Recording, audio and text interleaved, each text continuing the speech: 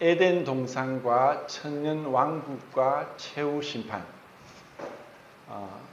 그 인류의 시작과 마지막, 그러니까 그 시적으로 하나님께서 우리 믿는 자에게 성경을 통해서 말씀하신 그 큰 그림을 한번 보고자 합니다.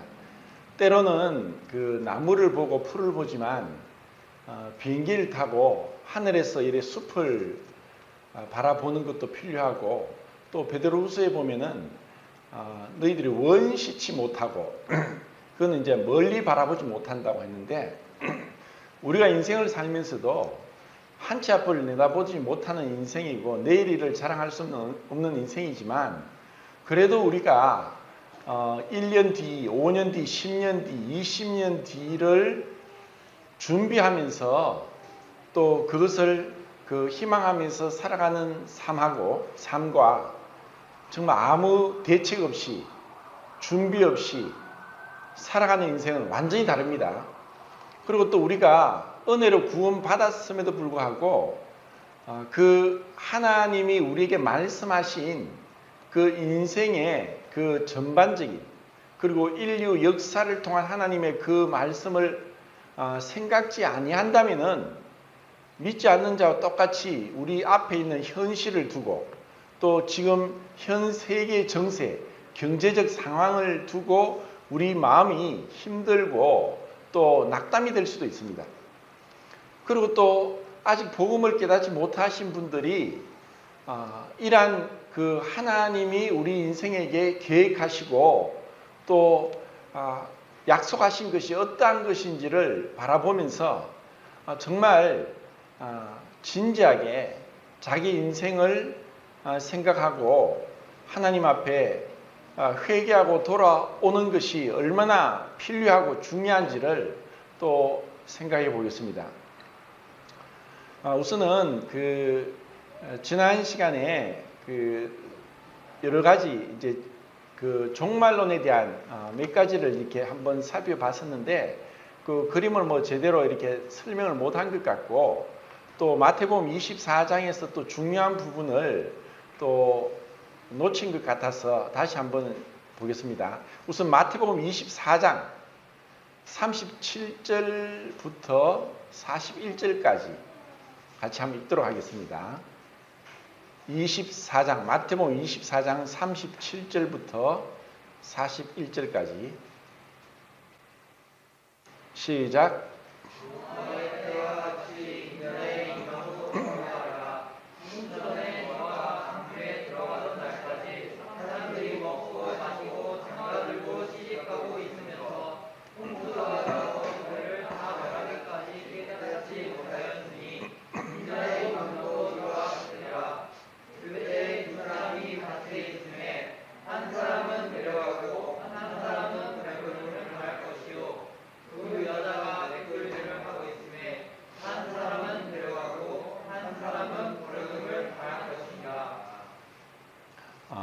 그리고 42절 시작. 그러므로 깨어있으라. 어느 날에 너희의 주가 임할 때는 너희가 알지 못하느니라. 지금 이제 읽은 이 말씀을 보면서 노아 홍수 때에 사람들이 어떻게 살았던가를 말씀하시고, 그리고 그 이후에 그 밭을 가는 사람과 또 맷돌질하는 사람에 대해서 예수님이 말씀하십니다. 근데 지금 그 사건이 어느 시대, 어느 시점인가를 우리가 잘 모르면은 이 말씀을 이제 오해하고 잘못 해석할 수 있다는 것이죠. 근데 이제 이 24장에서 예수님이 하신 이 말씀이 언제 어느 시기냐면은 그 도표에 세대주적 전천연설을 한번 보여주시겠어요? 그 복음 시대, 은혜 시대가 있으면서 교회 시대가 끝이 날 때에 7년 환란이 있습니다. 근데 그 7년 환란 이전에 휴거가 있고, 그리고 그 성도들이 휴거가 되면서 이 땅에 그 7년 동안 환란이 있는데 정확하게 말하면은 3년 반 동안 42달 그리고 날수로는 1260일이라고 나옵니다. 이것이 이제 다니엘서에 있는 말씀하고 계시록에 있는 말씀을 통해서 볼 때에 그 7년의 계약이 적그리스도와 유대인이 계약을 맺는데 3년 반 동안 그 계약이 이루어지는 갔다가 딱 중간점에 가서 3년 반이 끝나고 나서 그 적그리스도가 완전히 계약을 파기하면서 세웠던 그 성전에 우상을 세우면서 유대인을 핍박하기 시작합니다. 이것이 극심한 핍박이고 또 우리가 마태복음 24장에서 읽은 이 핍박이 지금 제가 말씀드리는 7년 환란 후 대환란 때라고 보면 됩니다. 그리고 방금 읽은 그 37절부터 42절까지 말씀에는 그 대환란 기간 중에 말씀하고 있으면서 이 대환란 3년 반이 끝날 때가 이 말씀입니다. 그러니까 여기서 그 밭을 갈고 있고 맷돌질 하다가 데려감을 당하는 사람은 25장에서 양과 염소의 비유를 통해서 심판하실 때 그 심판 자리로 불려가는 자들을 말씀하고 있습니다.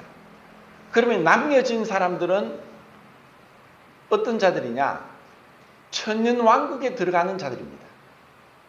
그래서 이것을 우리가 데살로니가 전서에 있는 말씀하고 잘못 오해하면은 데려가는 자가 휴거받는 자고 남겨진 자가 그 환란을 통과하는 자라고 해석하면은 이제 우리가 보는 이 세대적인 전천년설 관점에서 맞지 않게 되는 거죠.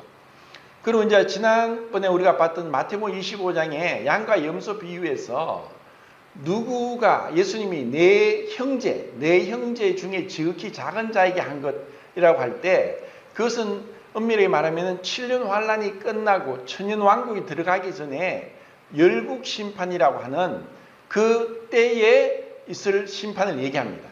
그러니까 거기서 내 형제는 이스라엘을 얘기합니다. 그러니까 이스라엘에게 어떻게 행한 것에 따라서 그들이 양과 염소로 나눠지게 된다는 것을 이제 알 수가 있죠. 그리고 나서 이제 천년왕국이 있습니다.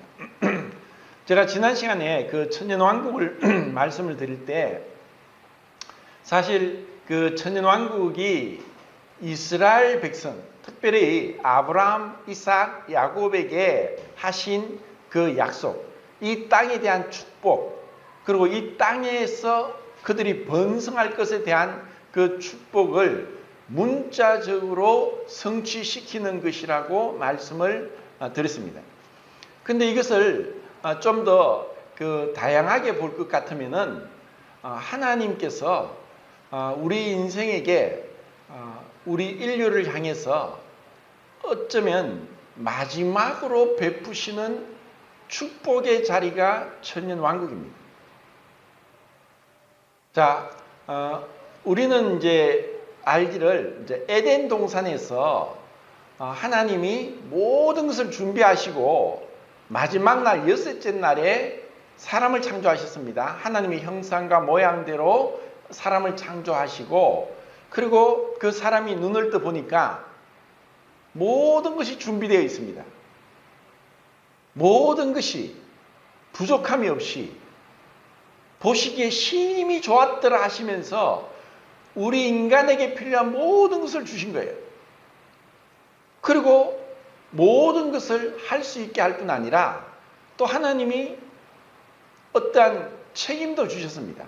책임이기도 하고 권리이기도 한데 그것이 바로 하나님이 창조한 피조물을 다스리는 그 자리에 사람을 앉힌 겁니다.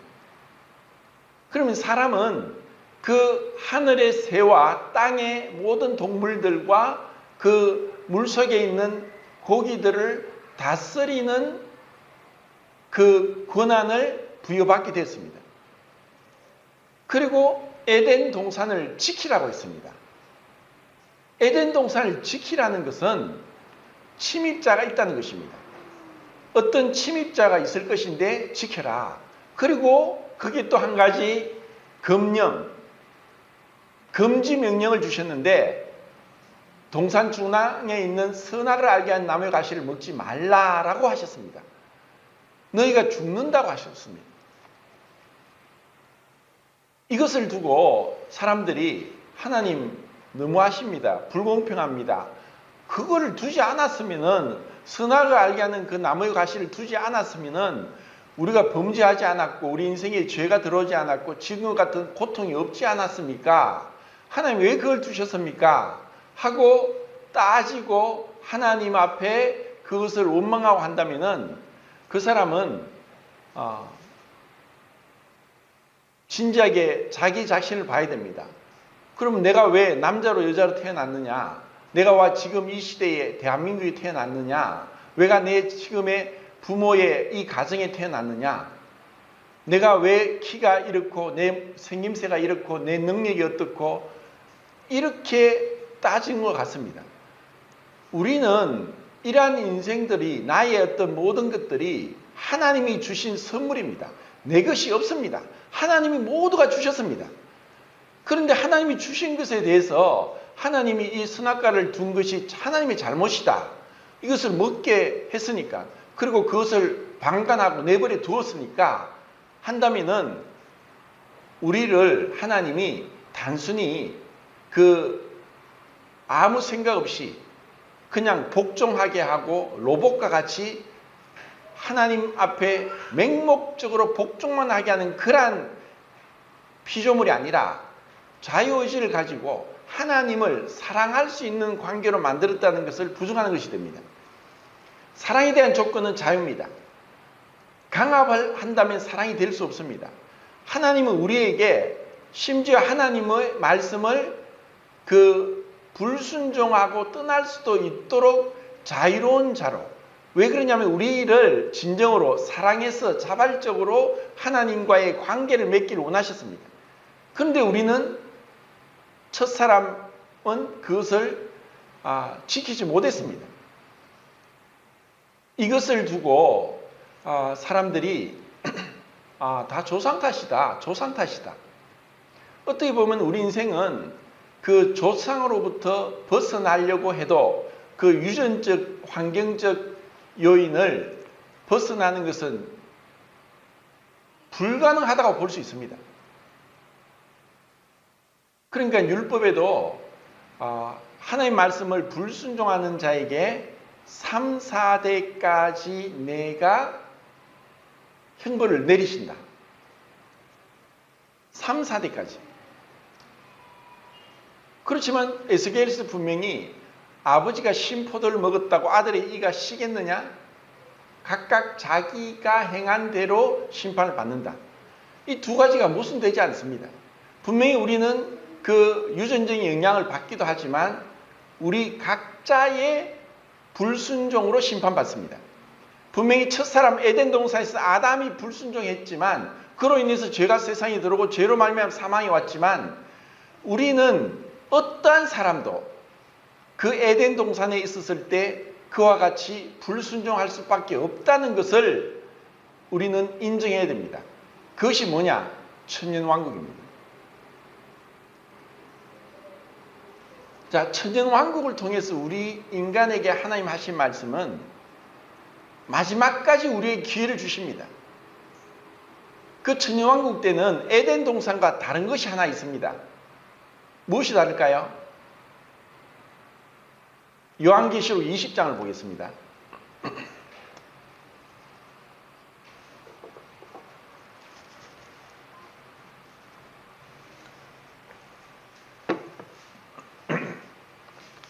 (1절부터) (3절까지입니다)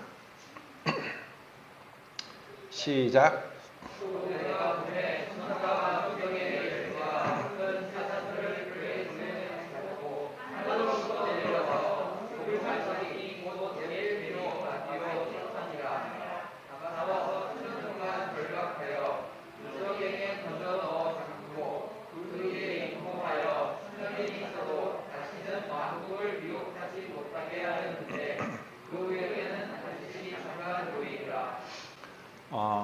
분명하게 천년왕국 때는 에덴 동산과 다른 것은 마귀를 사단과 그 쫄개들인 마귀들을 무주경에게 결박을 시킵니다.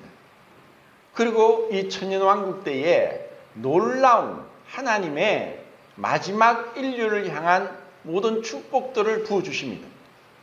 이것이 이사야서 11장, 35장, 65장에 나와 있습니다. 우리가 그 이사야의 그 예언을 상징적으로 해석하면은 지금 있는 이 계시록에 있는 이 말씀을 천년 동안 마귀가 무저갱에 갇혀서 우리에게 정말 풍요로운 복된 어떠한 해도 없는 그러한 에덴 동산보다 더 놀라운 축복을 우리에게 주신 것에 대한 말씀이 전혀 맞지 않게 되는 것입니다. 자, 좀 이따 다시 이제 계시록 볼 건데 이사야서 65장을 한 번 더 보겠습니다. 65장 죄송합니다. 11장입니다. 11장 7, 8, 9절입니다. 죄송합니다. 11장 7, 8, 9절 이사야서 11장 7, 8, 9절 읽겠습니다. 시작. 나무와 곰이 함께 먹으며 그것들의 새끼가 함께 엎드리며 사자가 소처럼 풀을 먹을 것이며 젖먹는 아이가 독사의 구멍에서 장난하며 젖대 넣는 아이가 독사의 원래 생물을 넣으시며 내 거룩한 상한 모든 곳에서 엘레임도 없고 상함도 없을 것이니 이는 물이 바다를 덮음같이 여호와를 아는 지식이 세상에 충만할 것입니다. 지금 그 천년 왕국 때에는 마귀가 무저갱에 갇히게 되고 그리고 이 에덴 동산에서 쫓겨나서 노아 홍수의 심판이 있기 전까지 그때 사람들이 거의 1000년을 살았는데 무두셀라가 969세를 가장 오래 살았습니다. 근데 그때의 축복을 어쩌면 그때보다 더 놀라운 축복을 마지막 세대에 하나님이 주신다는 겁니다. 근데 그 에덴 동산을 쫓겨났고 노아 홍수의 심판이 있기 전에 왜 그들이 그렇게 오래 살 수 있었는가? 그것에 대해서는 이제 몇 가지 이유가 있습니다. 첫 번째는 노아 홍수 이전까지 하나님께서 이 지구를 특별하게 보호를 하시는데 태양의 많은 유해 광선, 자외선으로부터 이 지구를 보호하시기 위해서 창조 둘째 날 윗궁창을 아랫궁창을 만드셨습니다. 그래서 그 노아 홍수 이전에는 지구가 마치 온실 속에 있는 것처럼 두꺼운 수증기층으로 인해서 태양으로부터 유해 광선이 차단되니까 사람들이 수명이 길어지게 된 것입니다. 그리고 그때 노아 홍수 때의 그 모든 여러 가지 이제 전 세계에서 이런 벽화라든지 이런 게 발굴되는데 보면은 하늘의 태양이 길쭉하게 럭비공처럼 그려져 있습니다. 그것은 두꺼운 수증기층의 굴절로 인해서 태양이 그렇게 길쭉하게 그려졌던 것입니다.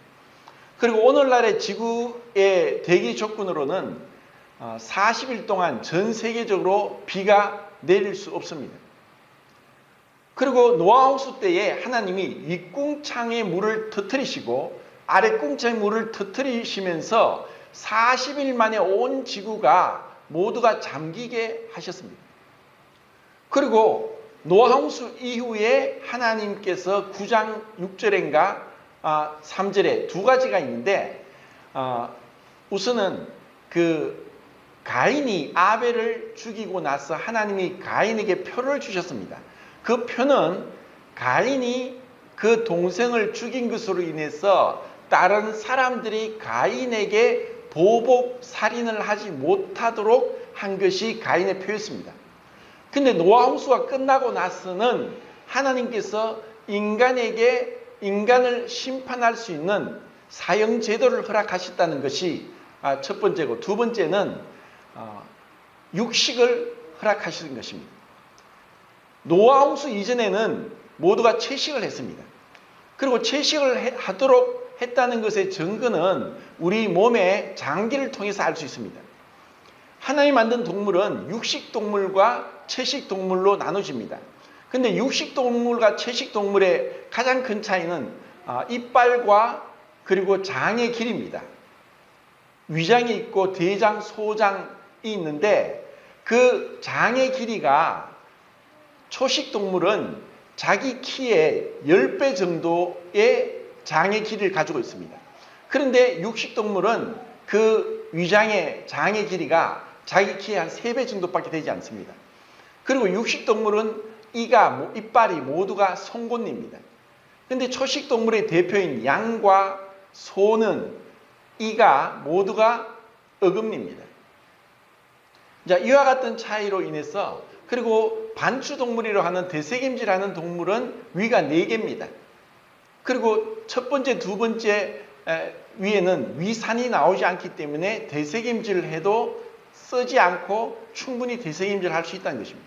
자, 이런 여러 가지 이유로 그 에덴 동산에 쫓겨나고 노아 홍수 심판이 있기 전까지 인류에게 그런 어마어마한 축복을 주셨습니다. 그리고 그때 문명이 일어납니다. 농업과 공업과 이런 산업의 어떤 예술, 그런 문명이 가인의 자손들로 하여금 일어나게 했습니다. 그리고 그들은 풍요로운 삶을 살았고 부족함이 없었지만 그 풍요로움은 결국 타락으로 이어졌습니다. 걷잡을 수 없는 타락으로 이어져서 결국 창세기 6장에서 홍수로 심판하실 때에 그들이 육체가 됩니다. 그 모든 축복을 하나님이 주셨음에도 불구하고 그들은 그 축복을 그들의 자유를 남용하고 그들의 불순종과 타락의 기회로 삼았습니다. 그렇기 때문에 노아 홍수로 모두를 심판하실 수밖에 없었고 또 그 전에 그들이 분명히 우리가 다 알 수 없는 유다서를 통해서 조금 추측할 수 있는 것은 창조 질서를 위배하는 그러한 행위가 그때 일어났다는 것을, 그래서 그들 가운데 니므롯, 거인들이 일어났습니다. 지금도 세계 곳곳에서 거인의 뼈가 발굴되는데 키가 한 3m 정도 됩니다. 정상적인 상황으로서는 그렇게 될 수 없습니다. 자, 우리 인간은 지금도 유전공학이라고 해서 이 유전공학을 통해서 우리는 하나님이 금하신 것까지 반도덕적이고 비인류적인 행위를 서슴지 않으면서 우리는 엄청난 불순종으로 치닫고 있는 상황 가운데 있습니다. 자, 이런 것으로 인해서 하나님의 심판이 주어질 수밖에 없고 우리는 피할 수 없습니다. 그런데 천년왕국 때에 지금 우리가 읽은 이 말씀과 또 65장이나 또 35장에도 100세 죽는 자가 어린아이다. 그리고 이 독사의 굴에 어린아이가 손을 넣고 소와 사자가 같이 뒹굴면서도 그런 약육강식의 세상이 아닌 이 말씀이 문자적으로 이루어지는 것이 우리는 그 천년왕국에서 볼 수 있을 것입니다. 그러면 우리는 그리스도인들은 어떻게 되느냐? 분명히 세대주의 전천년설과 역사적 전천년설의 차이는 그 역사적 전천년설 그 도표 한번 보여주시겠습니까? 거기 보면은 천년왕국이 있기 전에 예수님이 재림을 하시는데 그 재림이 환란이 끝나고 나서 재림이 된다고 생각을 했습니다. 그런데 앞에서 본 세대주의 전천년설은 7년 환란 있기 전에 교회가 휴거되는 것입니다. 이것에 대해서 가장 완벽한 예표로 그림자로 보여진 것이 에녹입니다. 아담의 7대 손 에녹은 노아 홍수 있기 전에 하나님께서 65세에 무두셀라를 낳았고 65세에 하나님과 동행하면서 300년 동안 살다가 하나님이 데려가심으로 다시 세상에 있지 않았더라고 했습니다. 그러니까 홍수 심판 이전에 에녹은 들림을 받았고 이 에녹은 교회에 대한 그림자이고, 그러면 노아는 홍수 심판을 통과하기 때문에 이스라엘에 대한 그림자라고 보면은 무리가 없을 것 같습니다. 하나님은 이 앞에서 분명히 우리에게 이러한 완벽한 그림을 보여주셨습니다. 그리고 이 7년 환란 동안 그러면 왜 그것을 또 허락하셨는가? 제가 지난 시간에 여호와의 7절기를 말씀을 드리고, 그리고 또 시대가 이렇게 구분되면서 하나님께서 각 시대마다 축복을 주시고 또 모든 것을 우리에게 은혜로 주셨는데, 그 마지막은 타락이 있었고, 그래서 그 타락이라는 심판이 있었는데, 심판이 있을 때 반드시 병행되는 것이 구원이라고 했습니다. 그래서 구원과 심판은 같이 동시에 일어난다고 볼 수 있습니다. 구원을 하시는 것은 그분의 사랑의 표현이고, 심판을 하시는 것은 그분의 거룩과 공의의 표현입니다. 하나님은 거룩하시고 공의로우시기 때문에 죄를 그냥 방관하고 내버려 두고 심판하지 않을 수 없습니다. 만약에 그렇다면 하나님은 불의하신 하나님이 됩니다. 그리고 또 한편으로는 심판을 하시고 거룩함의 공의를 나타내신다면 아무도 구원받을 자가 없습니다. 그 시대마다 그들이 구원받는 것은 은혜로, 전적인 은혜로 하나님의 선물로 주어지는 그분의 긍휼하심이었습니다. 이것을 우리는 이 시대를 통해서 알 수 있게 되고, 그리고 또 무천년설이라는 그 무천년설 그림을 한번 보여주시면은, 이 천년왕국을 문자적으로 해석하지 않고 상징적으로 해석하고, 그냥 예수님 처음부터 예수님 이후로 다 무천년설이다, 천년왕국이 없고 예수님이 그렇게 지금부터 우리는 천년왕국 시대에 살고 있는데 환란이 있으면서 재림이 온다 하고 그렇게 얘기합니다. 그런데 이것은 분명히 성경으로 봤을 때 옳지 않은 것이고, 또 후천년설을 보면은 예수님이 천년왕국이 끝나고 나서 재림을 하신다라고 말씀하십니다. 그러면은 계시록 19장에 있는 어린 양의 혼인 잔치라든지, 그리고 마태복음 25장에서 우리에게 달란트 비유를 주셨는데, 그 달란트에 대해서 보상을 하시고 그분이 축복을 하시는 것에 대해서 설명할 길이 없습니다. 그러면 천년왕국 동안에 우리에게 하나님이 무엇을 허락하셨느냐? 그리스도인들은 분명히 주님이 오시기 전에 휴거를 하면서 첫 번째는 예수님이 재림을 하시는데, 이전에 죽었던 성도들이 부활을 하게 됩니다. 그리고 그때까지 땅에 남아있던 성도들이 호련히 갑자기 하늘로 올라가게 됩니다. 그것은 주님이 부활하실 때 부활의 몸을 입은 것처럼 이 썩어질 몸이 썩지 않을 몸을 다시 입게 되고, 이 약한 몸이 강한 몸으로, 연약한 몸이 강한 몸으로, 이 속된 몸이 영광스러운 몸으로 다시 부활의 몸의 구속함을 입으면서 공중에서 주님을 만나게 되고, 거기서 고린도전서 3장에 나온 그리스도의 심판대, 고린도후서 5장 10절에 나오는 우리가 구원받고 나서 주님 앞에 어떻게 살았느냐, 얼마나 착하고 충성된 종으로 우리가 힘을 다해 살아왔느냐에 대해서 그분의 칭찬, 사항이 있을 것입니다. 그런데 우리가 어떤 많은 일을 했다 할지라도 그것이 우리의 자랑과 우리의 교만과 우리의 자아를 위해서 했다면은 그것은 불타버릴 것입니다. 그것은 우리 마음의 동기까지 헤아리시는 하나님 앞에 누구도 숨기지 못할 것입니다. 지금 우리가 볼 때는 훌륭하다, 대단하다 하고 칭찬할지 모르지만 주님은 속지 않습니다. 주님은 우리가 보이는, 겉으로 보이는 것에 속지 않는 분입니다. 우리가 십자가로 자아를 처리하면서 진정으로 주님을 높이는 그 삶의 가운데 살기를 우리가 바라보고 나아가지 않는다면 우리도 우리 자신에게 속을 수 있는 것이 우리 인생입니다. 자, 그것이 천년왕국에서 보여집니다. 왜냐? 자, 천년왕국에서 분명히 우리 그리스도인들은 땅에 속한 자가 아니라 하늘에 속한 자로서 우리가 이 땅에서 행한 보상으로 이 땅에 있는 사람들을 다스립니다. 이 땅에 있는 사람들은 구원받은 택함받은 유대인들이고 그 환란을 통과한 여러 나라 열국 백성들입니다. 그들을 우리는 하늘에서 우리가 행한 대로 그들을 다스리는 그 책임 구역이 정해지지 않을까 생각을 합니다.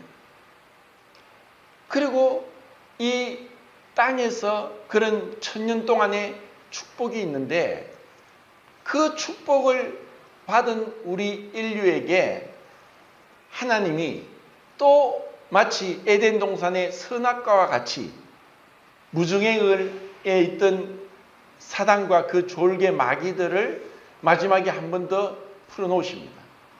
왜 그러실까요? 주님은 사랑의 진실성으로 그분 앞에 충성된 자를 원하십니다. 거짓되고 위선적이고 그리고 죄악되고 그리고 여전히 육신에 속한 이러한 자들을 주님은 가려내기를 원하십니다. 옥석을 가리기를 원하십니다.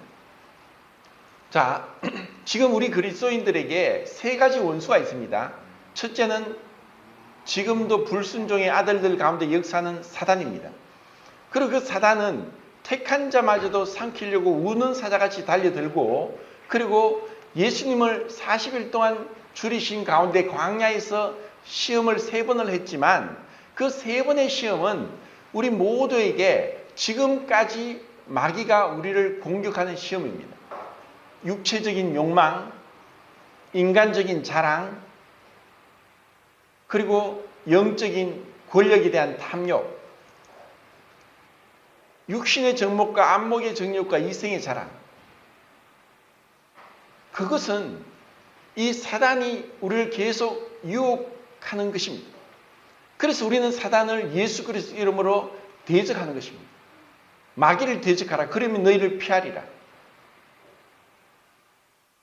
우리는 생각으로도 잘못되고 부정적인 이런 생각들을 막아내야 됩니다. 예수님 이름으로 명하노니 귀신아 물러가라. 얼마나 교묘하게 틈타는지 모릅니다. 전에 제가 시골에 가서 뱀이 전깃줄이 밑에서 해서 기와 처마로 해서 그 지붕으로 해서 이렇게 가게 됐는데 좀 흐름한 집이었는데 뱀이 그 전깃줄 타고 위로 해가 지붕으로 올라가는 걸 보고 깜짝 놀랐습니다. 뱀은 틈만 있으면 가고 가지 못할 곳이 없고 흙 위에도 가고 물에서도 헤엄을 치고 자갈밭에서 헤엄을 다닙니다. 그러니까 뱀이 틈만 있으면 가는 거예요. 그런데 이 마귀를 1000년 동안 결박을 했는데도 이 인류가 마지막에는 그 마귀의 꼬임에 넘어간다는 것은 우리의 육신이 얼마나 이 하나님 앞에 부적합하고 그리고 하나님 앞에 그대로 나갈 수 없는 악한 그러한 것인지를 보게 하는 것입니다. 마귀가 이 세상의 온갖 풍조를 통해서 세상을 어지럽혔지만 천년왕국 때는 마귀가 더 이상 이 세상을 어지럽히지 못합니다. 그리고 부족함이 없이 모든 그 1000년 동안 우리가 풍족하게 살 수 있는 우리의 수명을 그렇게 늘려주십니다. 그러면 이 천년왕국을 주신 것은 하나님의 전적인 은혜가 아니고서는 어떠한 축복을 우리에게 준다 할지라도 인간이 하나님께 돌아오지 못하고 끝내는 반역한다는 것. 이러한 육신의 악함을 우리로 하여금 보여주는 것입니다. 그리고 핑계치 못하게 합니다. 우리가 죄인 된 것은 아담의 죄 때문에 죄인이 된 것이 아담 탓만 못합니다. 천년왕국 또한 그렇게 축복을 주었는데도 그들이 하나님을 사랑하고 하나님을 경외하고 하나님의 말씀을 순종했어야 마땅한데 마귀를 풀어놓으니까 곧바로 하나님을 대적해서 하나님을 향해서 전쟁을 하려고 합니다. 이것이 곡과 마곡의 전쟁입니다.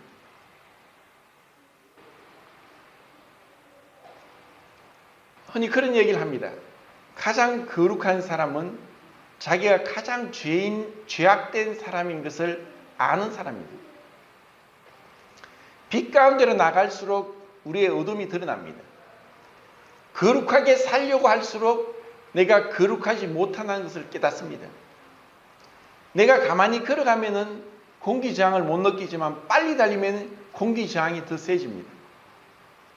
그래서 100m 달리기 하는 사람은 주먹을 쥐고 달리는 것과 손을 펴고 달리는 것에 기록 차이가 있다는 것을 압니다.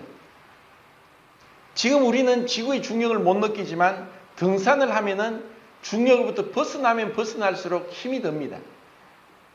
우리가 주님께 가까이 가면 갈수록 내 힘으로는 안 된다는 것을 깨닫는 것입니다.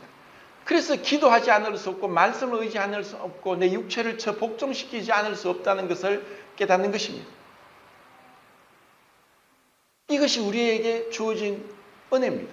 그리고 어떻게 보면 주님은 우리의 연약함을 통해서 역사하십니다.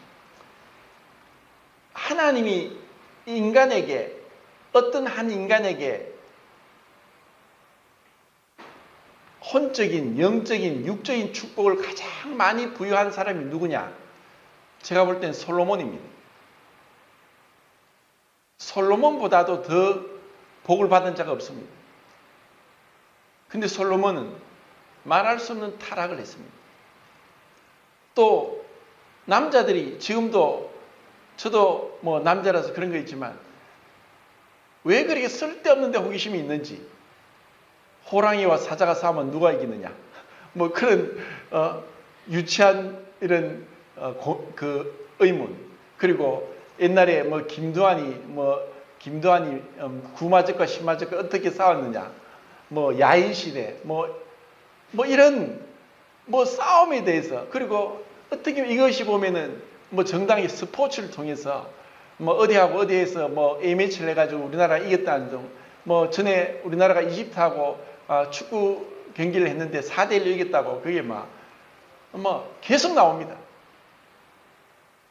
자, 우리가 그렇게 어떤 뭔가를 이제 그 경쟁에 대한, 뭔가 이기고자 하는, 뭔가 그 남보다 더 뛰어나고자 하는 이러한 욕망들이 사실 늘 있는 것입니다.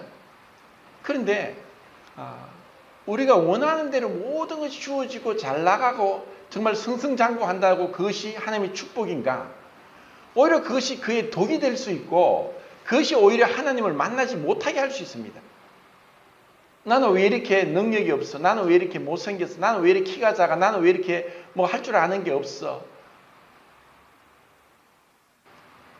제가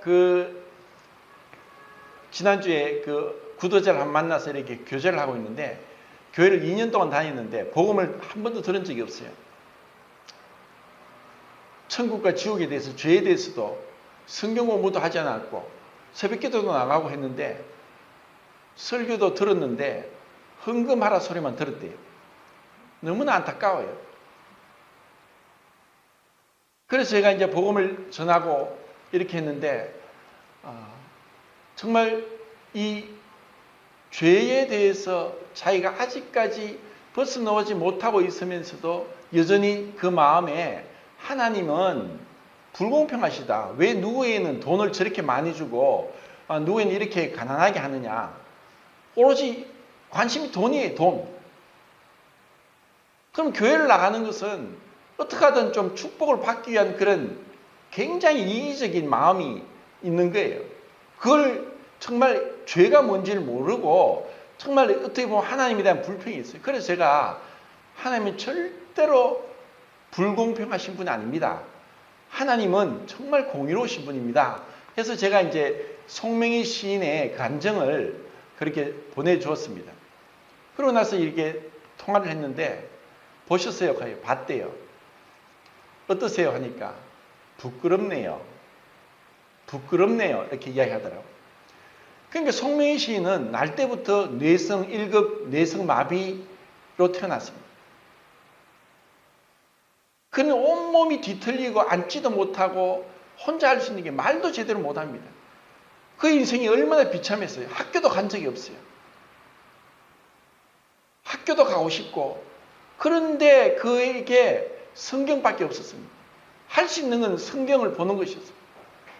그렇게 뒤틀리는 손으로 성경을 읽다가 그가 구원받고 거듭나게 됐습니다.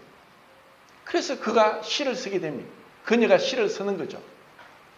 시를 쓰는데 나 가진 재물 없으나, 나 남이 가진 지식 없으나, 나 남이 있는 건강 없으나, 나 남이 없는 것 있으니, 남이 깨닫지 못한 비밀을 깨달았고 또 남이 갖지 못한 믿음을 갖게 되었네. 공평하신 하나님이 나에게 남이 알지 못하는 것 알게 하셨네 하면서 시를 썼어요. 그리고 그것이 곡이 작곡이 되면서 우리가 다 부르는 그 곡이 된 거예요.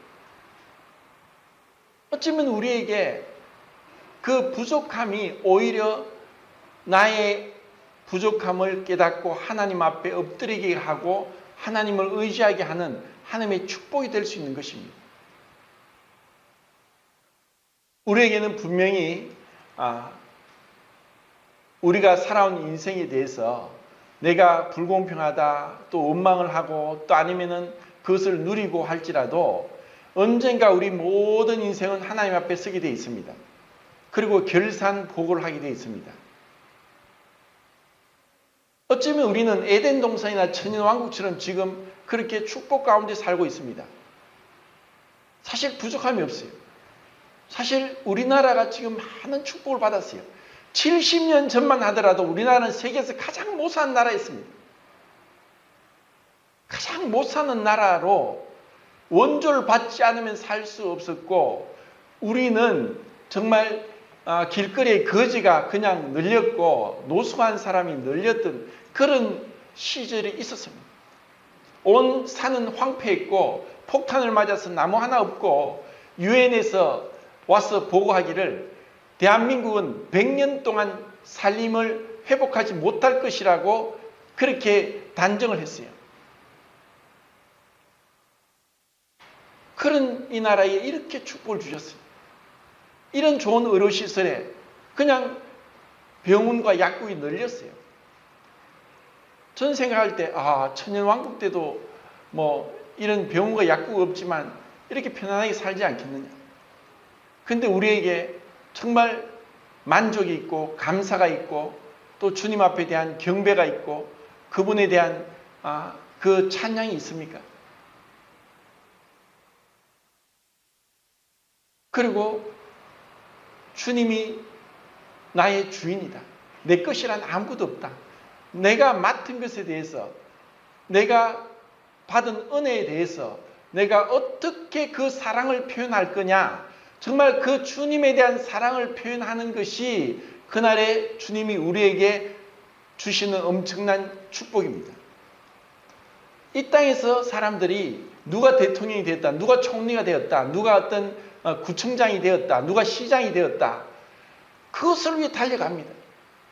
그렇지만 그것은 한계가 있습니다.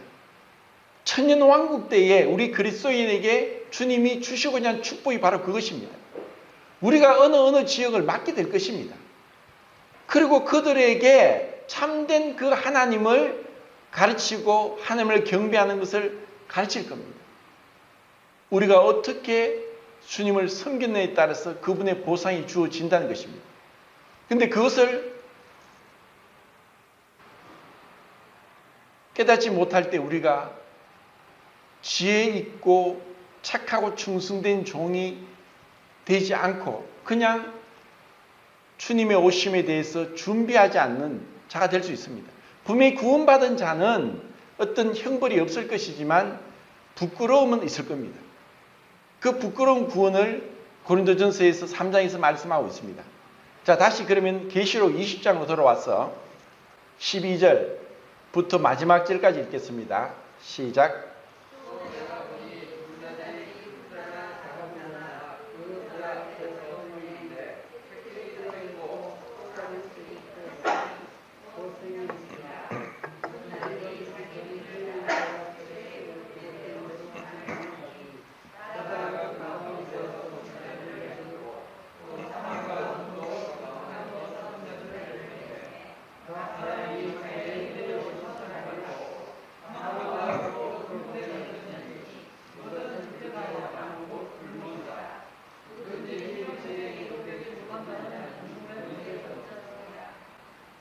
예, 그 그림 그 두 길과 두 명 그림 한번 보여주시겠습니까? 우리가 믿든가 믿지 않든가 원하든가 원하지 않든가 우리는 이 둘 중에 하나로 가게 되어 있습니다. 그 길이 영원한 축복의 길인가 아니면 영원한 저주의 길인가? 이것은 마지막 그 최후의 심판에서 말씀하고 있습니다. 모든 죽었던 인류가 다시 심판의 부활로 창조주 하나님 앞에 서게 되어 있습니다. 그리고 그것이 마치 차 안에 블랙박스가 있듯이 우리가 행했던 모든 일들을 기록한 책이 펴지고 그 기록된 대로 심판을 받게 될 것입니다. 그것을 피할 자는 아무도 없습니다.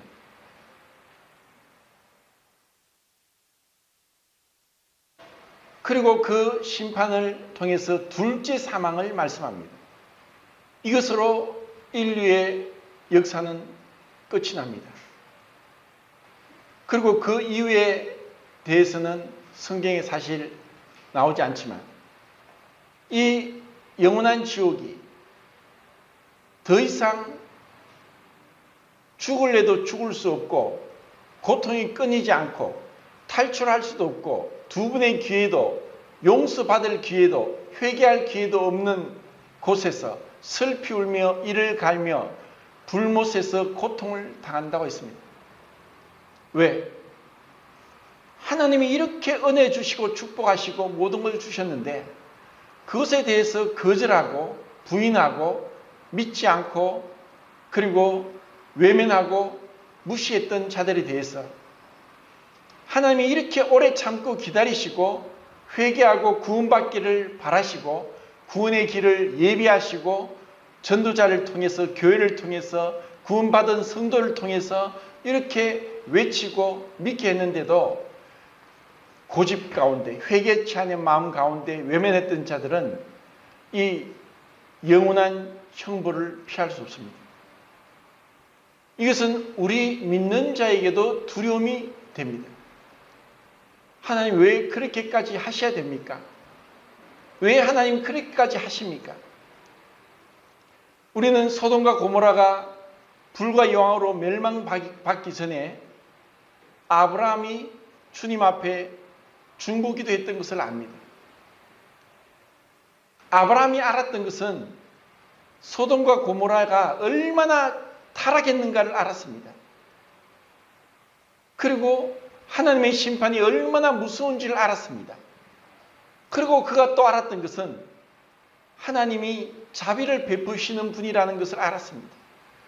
그래서 그에게 하나님께 50명이 의인이 있으면 심판하지 말아 주십시오. 그러면서 10명까지 내려갑니다. 10명이 의인이 있으면 심판하지 말아 주십시오. 그래, 네 말대로 하겠다. 그런데 아브라함은 10명을 찾지 못했습니다. 자기 가족도 다 못 데려왔습니다. 자기 아내는 소금기둥이 되었습니다. 두 딸을 데리고 겨우 빠져나왔습니다. 그리고 소돔과 고모라는 지금 찾을 수 없습니다. 제가 전에 가보니까 아무 형체도 없어요. 그냥 돌무더기가 있는데 이곳이 소돔 고모라가 아니었겠느냐 하지만 그 4000년 전에 그것을 지금은 찾을 수 없습니다. 그런데 똑같은 비슷하게 해서 한 도시가 멸망된 것을 하나님은 우리에게 보여주셨는데 그것이 베수비우스 화산이 폭발하면서 어느 시가 멸망을 받았습니다. 어디입니까? 폼페이죠. 베수비우스 화산이 폭발하면서 그때가 AD 한 70년경 되는데 그 폼페이 시는 한 10몇 킬로 떨어져 있습니다. 그래서 화산이 폭발하면 첫 번째는 용암이 흘러내려서 다 녹아서 죽고 두 번째는 그 폭발의 그 엄청난 그 강한 바람에 의해 가지고 죄가 막 날리는데 그 죄가 10km 이상 떨어진 폼페이까지 날아가서 순식간에 화산재가 그 도시를 덮었습니다. 그러면 그들이 어떻게 죽느냐? 기도 폐쇄에 의한 질식사로 죽습니다. 숨 막혀 죽는 거예요. 그러면 숨 막혀 죽어서 시간이 지나서 거의 1900년 이상이 지났는데 폼페이가 발굴이 됐는데 그 1900년 전에 죽었던 모습이 그대로 남아 있습니다. 그리고 그 거리에 벽화도 있고 한데 소돔 고모라와 같은 음란한 벽화가 있습니다. 지금 시대가 그 시대입니다. 지금 하나님이 심판하시더라도 우리는 할 말이 없습니다. 그런데 세상에서 육체의 쾌락을 쫓고 정욕을 쫓고 자기 욕심대로 이 세상의 헛된 것을 바라보고 쫓아가는 자들이 받을 심판은 분명한 것입니다. 핑계치 못할 것입니다. 하나님 앞에 두려움으로 하나님, 저는 죄인입니다. 저를 용서해 주십시오. 제가 구원받기를 원합니다. 저는 지옥 가기를 원치 않습니다. 저를 천국 데려가 주십시오. 저는 저 스스로 이 죄를 씻을 수 없습니다. 제 스스로 죄를 이길 힘이 없습니다. 제가 이 죄로부터 벗어나게 해주십시오. 정말 언제 죽음이 올지. 흔히 우리는 생각할 때 건강하다. 나는 뭐 약 먹는 거 없고 병원 간 지 오래됐고 나 아무 이상 없다고 자랑할 사람 아무도 없습니다. 오늘 밤 내 영혼을 하나님이 도로 찾으시면 내가 가지고 있는 모든 것 가지고 가지 못합니다. 내 것이 없습니다. 내 건강도 미래도 내 돈도 내 어떤 이 능력도 하나님이 오늘 밤에라도 내 영혼을 취하시면은 땅에 묻히는 것입니다. 우리 인생은 잠시 보이다 없어진 안개와 같습니다. 참으로 보잘것없는 인생입니다. 졸지에 호련히 사망이 우리에게 임할 수 있는 것입니다. 그리고 그분의 심판을 우리는 피할 수 없습니다. 참으로 은혜롭게 우리에게 아무도 지옥 가지 않고 이 복음을 듣고 나온 분이 구원받기를 진심으로 바랍니다. 이상입니다.